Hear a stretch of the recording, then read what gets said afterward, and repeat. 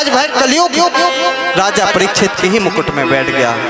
आज राजा परीक्षित के मुकुट में बैठा, घूमते हुए चले जा रहे थे। रास्ते में उनको कलयुग के कारण प्यास सताने लगी, पानी से पीड़ित थे।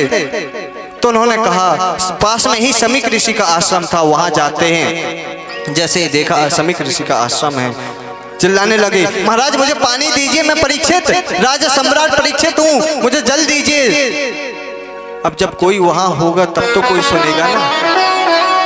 महाराज समीक ऋषि तो ध्यान में मग्न थे, तपस्या में मग्न थे, भगवान का ध्यान कर रहे थे। राजा परीक्षित ने सोचा मेरा अपमान हो रहा है, एक चक्रवर्ती राजा का अपमान हो रहा है। आज अंदर आके देखा एक मृत सर्प पड़ा हुआ था, धनुष कोटि की नोक से उठा करके गले में डाल देते हैं।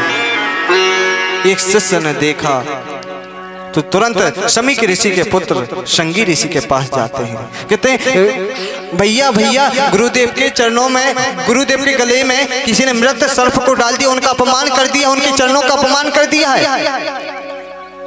उनको क्रोध आया, कोस की नदी में गए, जल लिया हाथ में। इति लंघित मर्यादम तच्छका हनि, जिस राजा ने मेरे पिता का, एक गुरुदेव का, एक संत का अपमान किया है, मैं श्राप देता हूँ कि आज से सप्ताह दिन के बाद उसकी मृत्यु हो जाएगी एक सर्प के काटने से।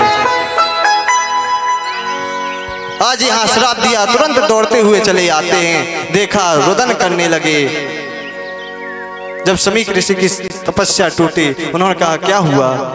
कहते राजा ने आपका अपमान किया। उन्होंने समझाया और डांटा भी, अरे तुमने राजा को श्राप क्यों दिया? अरे ऐसा अब राजा कोई नहीं होगा, क्यों ऐसा ब्रह्मरात, ऐसा विष्णुरात, अब ऐसा जिसने माँ के गर्भ में भगवान के दर्शन कर लिए, इससे बड़ा राजा कौन हो सकता है, इससे बड़ा धर्मात्मा कौन हो सकता है? तुमने उनको श्राप दे दिया।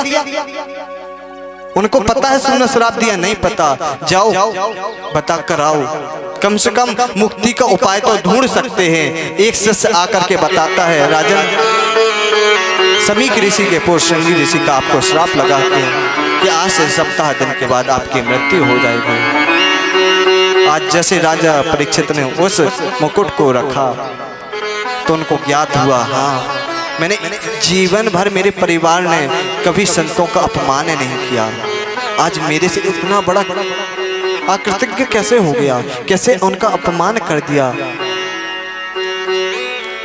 दुखी हुए, अपने पुत्र जन्मजय को राजा बनाया और वो मुक्ति के लिए गंगा तट के किनारे पहुंचे ब्राह्मणों के साथ। आज जब ब्राह्मणों के साथ पहुंचे ना, तो आज सभी लोग दौड़ते चले आ रहे हैं। परशुराम, वेदव्यास जी, पाराशर जी भी, अरे परीक्षित को श्राप लगा है, चक्रवर्ती राजा को श्राप लगा है, इसको मुक्ति का कोई उपाय बताना चाहिए। आज बैठे हुए थे राजा परीक्षित, सबसे पूछते हैं मिड़ी मानस किम कर्तव्यम, मरने वाले व्यक्ति को करना क्या चाहिए, क्या करना चाहिए मरने वाले व्यक्ति को? तभी परब्रह्म श्री सुखदेव जी महाराज वहां से आ गए। और जैसे सुखदेव जी महाराज आए ना, तो हमें सहारा किसका लेना चाहिए? गुरुदेव का।